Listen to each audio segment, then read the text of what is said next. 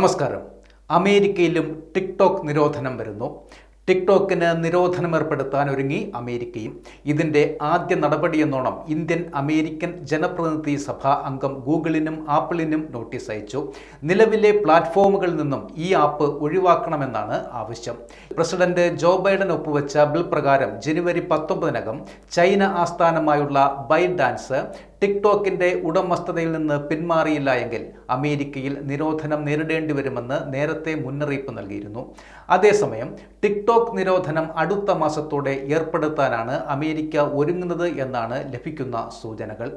ഇതിനു മുമ്പ് ഇന്ത്യ ഉൾപ്പെടെയുള്ള രാജ്യങ്ങളിൽ ടിക്ടോക്ക് നിരോധിച്ചിരുന്നു. സുരക്ഷാ ഭീഷണിയെ തുടർന്നായിരുന്നു അന്ന് ആപ്പ് നിരോധിച്ചത്. ചൈനീസ് ആപ്പായ ടിക്ടോക്ക് വലിയ രീതിയിൽ വിവരങ്ങൾ ചോർത്തുന്നുണ്ട് എന്നായിരുന്നു ഉയർന്ന ആരോപണം. ആപ്പിളിനും ഗൂഗിളിനും അയച്ച കത്തുകളിൽ അവരുടെ സ്റ്റോറുകളിൽ നിന്ന് ടിക്ടോക്ക് ഒഴിവാക്കാനാണ് നിർദ്ദേശിച്ചിരിക്കുന്നത് എങ്കിൽ കമ്പനിക്ക് അയച്ച കത്തിൽ നിയമം പാലിക്കാനുള്ള നിർദ്ദേശമാണ് നൽകിയിരിക്കുന്നത്. ഇതിന് മുന്നോടിയായാണ് ഇപ്പോൾ ആപ്പിൾ സിഇഒ ടീം കുക്കിനും ഗൂഗിൾ സിഇഒ സുന്ദർ പിച്ചയ്ക്കും ടിക്ടോക്ക് സിഇഒ ഷോ ചോവിനും നോട്ടീസ് അയച്ചിട്ടുള്ളത്.